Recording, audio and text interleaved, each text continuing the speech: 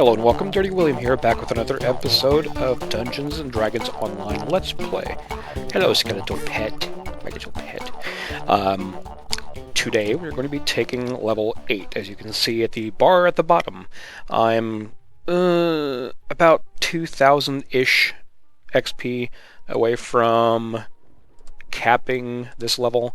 305 is what I need. I'm at 302.9, so almost 303. So I'm effectively capped. I'm just going to take the next level. I am banking XP as much as possible because I want to make sure that I can level more easily, and I'll get into that in just a minute. So we're going to level up as a wizard, and we're going to raise our intelligence. That is our primary stat for a wizard, at least on this build, because that affects our spell DCs, our spell points, and all kinds of other goodies. So bump up your intelligence by 1, hit next. Now we're going to go into, our skill points. We're going to do concentration, heal, let's see, 2 points I think into that for 1 total point modifier, jump, spellcraft, and UMD. So jump, spellcraft, 1 point into that, and the last 2 points into UMD. Now, the UMD on this is mostly, if you get it high enough, I guess, is for maybe some Raised Dead scrolls. I'm not sure I'm going to be able to do that, but it also affects some of the gear that we might be able to use that will be like, you have to have a minimum of 20 for UMD to use it. So yeah, we're just putting points to that, as the build says. Okay, spell time. We're going to choose Death Aura. Right now I have the Lesser Death Aura, but I haven't been using that.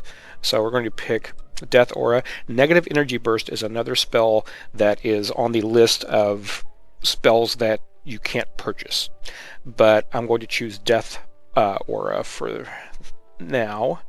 And we have one more spell. I'm not sure if there are any other spells in this that were. I don't think there were. So Death Aura and Negative Energy Burst. Negative Energy Burst, what that does is just basically a blast of energy which will heal you and damage nearby enemies. Not sure if that's kind of like an oh crap button type of thing. So I'm not sure if I'm going to be using that on a regular basis because of my low spell points. So got those 2 things. And finish. My pet is too far away, of course it is. And you see I have 8 action points. That's because I've been banking those things. So I'm going to go ahead and spin them all. So Control R. Let's see. Now at level 6, I think we got everything. We had the Skeletal Knight 3, yes. Corpse Crafter 1 and 2, yes. Okay, so now we can move on to, in the build, you'll see that under level 7, it will be Corpse Crafter 3, Eternal Servitude 1. Skeletal Knight gains a +2 profane bonus to armor class and +5 profane bonus to physical resistance rating. We're actually going to put 3 points into that, so we'll get the tier 3, which is a +6 profane bonus to armor class and a +15 to PRR. Basically, it just means it's not going to take as much damage. So 1, 2, 3. Okay, so now we look under our Wizard level 8, and we're going to take Pale Master Intelligence, which is here. You have a choice between Constitution and Intelligence. We're going to take Intelligence for 2 points, and then in the Archmage tree, the Spell Critical, Elemental, and Force, which is where? Right here, I think. Yes, your Acid, Cold, Electric, Fire, Force, and Untyped damage spells have an additional 1% chance to critically hit. So we're going to take that, and that's going to be all of our action points for this level. And we click. I'm hoping that at some point we can get this, but I think that's going to be like a level 11 we take Shroud of the Vampire, and then level 12 we're going to take Shroud of the Zombie right next door. Shroud of the Zombie, or Shroud of the Wraith rather, and that is a really nice one because of the incorporeality and whatnot. So we're going to accept and close, and that's all our goodies. So now let's go into gear really quickly. Let me take a look at my party skull-like face. Get out of there. Okay. I need to sell and repair from the last thing that I did. But this is my gear layout so far. I got Goggles of Magi, so I get 100 extra spell points, which is nice. I have a Wizardry Helm. I'm only using that for cosmetic purposes. So the reason being that I have an item that gives me more spell points. Let's see, I've got the Archivist Necklace. This is good in a pinch because you can actually use this to get back some spell points. So this is a useful item to have even in the higher levels. Say you're having a very difficult quest and you need some spell points. You don't have any mnemonic pots, or you don't want to purchase those off the auction house, or you haven't looted any. This will give you some spell points back at least. Nothing in the trinket slot, just because. We have a +4 intelligence cloak. Have a +3 con belt, which actually is going to go away because I'll get to that in a minute. We have a +15 hit point ring, which is useful. Ogre power +2 gloves. The con 4 boots actually override this because they don't stack, so the belt slot right now at least is kind of useless. Feather falling ring, which is heavily damaged. Axe block 2. Learn to talk. That's from the Korthos stuff. And then this, which is almost nearly broken. This I purchased on the auction house for like 10,000 platinum. It has invulnerability. That's cool because it gives you DR of 5 versus everything except for magic, so that should help a little bit. So the staff that I'm using right now, and most people will use one weapon in each hand, caster sticks basically, and what those do, one will have like, you basically go for like a couple of main elements is what most people do. Like, for example, right now I have some fire and ice spells on my hotbar, so I would have like a fire lore in one hand of combustion, which gives me more equipment bonus to my fire spell power, and then I would have in the other hand something that would give something for ice, but I haven't looted anything like that. Really, I have, well, I won't say that. I have looted some things, but I'm not sure if they're going to be as good as what this staff is right now. Another thing that I have is this. It is a tower shield, and I don't equip that to... This is kind of an old school type of build, in my opinion. It's not the Zergy kind of fireball everything like a sorcerer or something. What I do is I will lay down a web, and then I'll throw down an AoE, usually Wall of Fire. I have Ice Storm slotted right now just because I needed that for a quest that had a lot of fire mobs in it, so I wanted that for some AoE that would do better damage than this, which would do none. Usually I have Acid Rain here, so throw down a web, throw down a Wall of Fire, throw down an Acid Rain on top of it, and then switch to this and just stand in the middle of it and block. So just do that and block, and then you'll get some better protection. Now, you will notice that it says I am not proficient with my equipment. The reason being, I do not have proficiency in tower shields, and you'll also see that it says that my spell failure chance is 50% if I put that on. That means I'm not going to be casting any spells because they'll more than likely fail and be a waste of spell points. So throw down your AoEs first, then switch to that and block. You can also just throw them down and then run around the outside of it and kite the mobs around, but it's better off if they're standing within all of that delicious damagey goodness that you threw down. So the spells that I have laid out right now, Burning Hands, Expeditious Retreat, Night Shield, Jump, and Nyax. I had Nyax because I went into a fire-heavy quest, so I kind of needed that. The Burning Hands, not really so great, and I'll probably change that out for something else. Expeditious Retreat is good because I do not have a striding item, so this gives me, for just a few spell points, it gives me the ability to run around town or in quest quicker.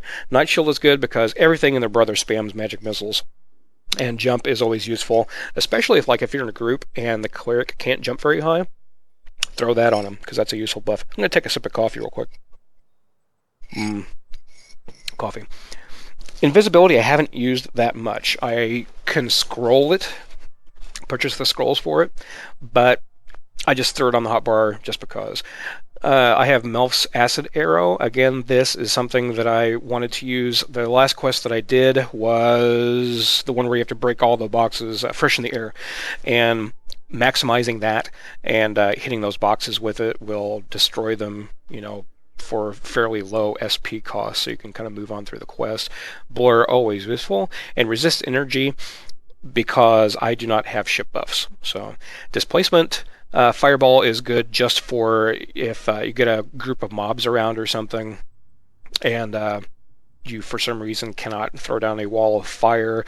But mostly the Fireball, I slotted that because I did the Grave Robber quest in House Jurasco, and here's a little tip for you.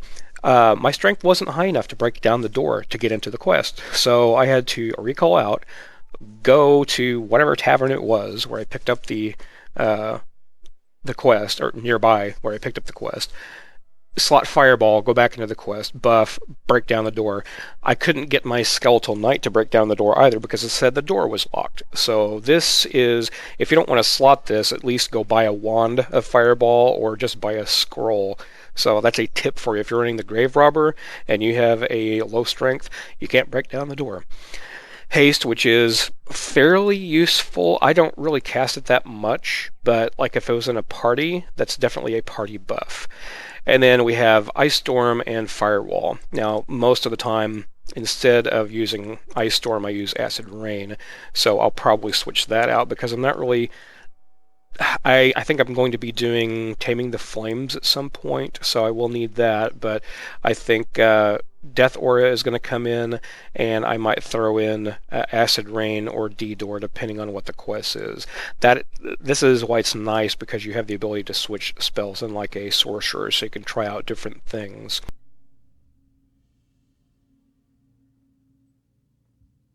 So the Ruined Halls I've not yet done on Elite, so I will go ahead and do that. I didn't really slot any of the other spells just because I'm lazy. So I'll buff up here real quick.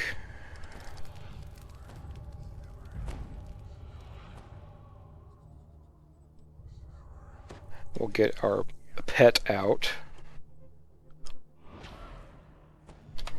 And then I'm going to bring this higher along here, flower that I've been using. And let's see, let's give her that, and I think this one has some electricity stuff. We will also buff our pet a little bit, and that should be good. Yeah, there's a lightning trap like right here. The box is right in there, I think. Whee! There should be a hellhound there, yep.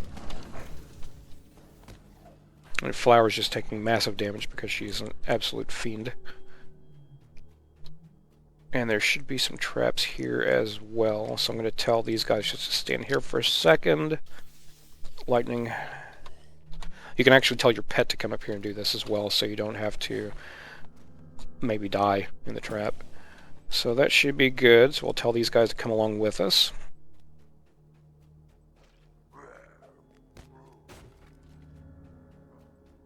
I'm not really worried about killing the mobs here at the moment, because this is where quest knowledge comes in to play whenever you're playing this type of character, because you really need to have quest knowledge to know when to stop before you get, too high of a red alert and throw down some AoEs and stuff.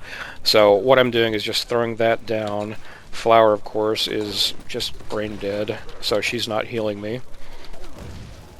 And now I'm stuck body surfing the mobs. And now I've been tripped by the bugbear.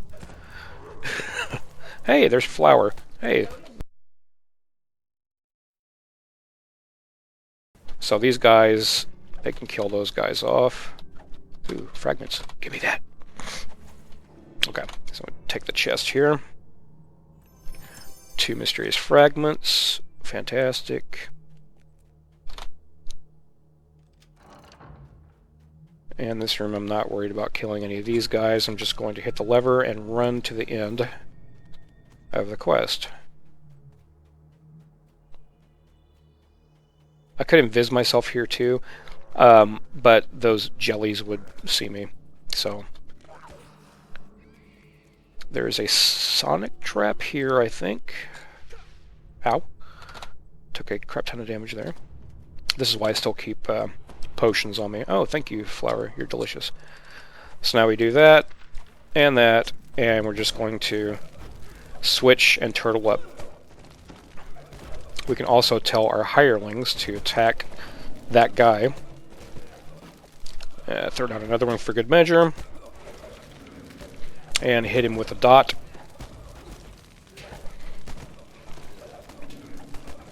And when he dies, the quest is going to be over. And there you go. Now, that could also be run by just using Fireball, just grouping some guys together. Don't worry about the web, and, you know, do it like that. But this is more like an old school type of thing. And I haven't played a Pale Master in a long time, so managing my spell points is kind of an issue. Don't hit the door, go through the door. There we go. Alright, so I'm going to go turn this quest in. There are quite a few other level 6 quests that I've not done on Elite, so I'll be doing that and show you my progress in the next episode. So thank you very much for watching. Until next time, this is Dirty William reminding you to do the dirty work.